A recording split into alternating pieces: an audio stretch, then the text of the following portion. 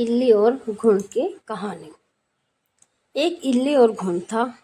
इल्ली बोली, आओ घुन, कार्तिक स्नान करें। घुन बोला, तू ही कार्तिक स्नान कर ले, मैं तो नहीं करूँगा। घुन की बात सुनकर इल्ली तो राजा की लड़की के पल्ले से लगकर कार्तिक स्नान के लिए चली गई। लेकिन घुन ने इल्ली के कहने से कार्तिक स्नान नहीं किया। कुछ दिनों बाद दोनों मर गए। बाद में इल्ली ने कार्तिक स्नान के पुण्य के कारण राजा के घर जन्म लिया और घुन राजा के घर गधा बन गया। राजा ने अपनी बेटी का विवाह कर दिया। बेटी ससुराल जाने लगी तो उसने अपनी पालकी रुकवा दी। तो राजा ने पूछा, क्या हुआ बेटी? तो लड़की बोली, पिताजी मुझे एक गधा चाहिए। तब राजा बोला, बेटी तूने ये क्या मांगा? मांगना था तो धन दौलत ले जाती, पर तू इसका क्या करेगी?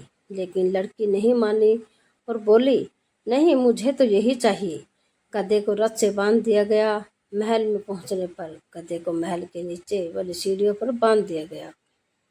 जब लड़की नीचे उतरती तो गधा कहता, सुंदरी मुझे पानी पिला दे। तब लड़की ने कहा, मैंने पहले ही कहा था कार्तिक स्नान कर ले, पर तब तूने कहा था मैं तो हरा हरा बाजरा खाऊंगा और ठंडा ठंडा पानी पीऊंगा। लड़की और गधे की बातें करते हुए उसकी देवरानी और जेठानी सुन लेती हैं। वह दोनों अपने देवर के पास गई और बोली कि ये तुम किस जादूगरनी को ब्याह कर लाए हो? यह तो जानवरों से बात करती है। अपनी भाभीियों की बात सुनकर लड़का बोला कि मैं जब अपने कानों से सुनूंगा और आंखों से देखूंगा तब ही मानूंगा। अगले दिन वह सीढ़ियों पर छिपकर बैठ गया। उसकी पत्नी आई और गधे ने उससे फिर वही बात कही, जिस पर रानी ने भी वही जवाब दिया। यह सब देख वह राजकुमार तलवार निकालकर सामने आया और बोला कि तुम जानवरों से कैसी बात कर सकती हो? बताओ कि तुम कौन हो?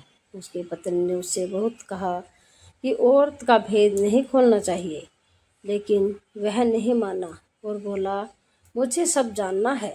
राजकुमार की जिद के आगे उसकी पत्नी हार गई और उसने पिछले जन्म की सारी बातें उससे बता दी कि वह पिछले जन्म में इल्ली थी और यह गधा घुन था। इससे मैंने कार्तिक स्नान नहाने को कहा, लेकिन इसने मना कर दिया, जिसके परिणाम स्वरूप यह इस जन्म में गधा बन गया है और मैं राजा की बेटी के पल्ले से लगकर स्नान कर लेती थी। इसकी वजह से मैं राजकुमारी के रूप में पैदा हुई, इसलिए मैं तो इससे पिछले जन्म की बात कह रही थी। सारी बात सुनकर राजकुमार बोला, क्या कार्तिक स्नान का इतना पुण्य मिलता है? रानी ने कहा कि हाँ, बहुत पुण्य मिलता है। अपनी पत्नी की सारी बातें सुनकर राजकुमार ने कहा कि यदि कार्तिक स्नान का इतना पुण्य मिलता है तो हम दोनों जोड़े से कार्तिक स्नान करेंगे और दान पुण्य भी करेंगे, ताकि आने वाले समय में हम सुखपूर्वक रह सकें। दोनों ने जब जोड़े से स्नान किया तो उनके पास काफ़ी धन हो गया। हे कार्तिक महाराज, जैसा आपने इल्ली को फल दिया वैसा ही सभी को देना। काने कहने सुनने वाले, हुंकार भरने वाले सभी पर अपनी कृपा बनाए रखना है। ऐसी ही और कहानियों के लिए आप हमारे चैनल को लाइक करें, शेयर करें, सब्सक्राइब करें। पूरी कहानी सुनने के लिए आप सबका धन्यवाद। कल फिर मिलते हैं एक और नई कहानी के साथ।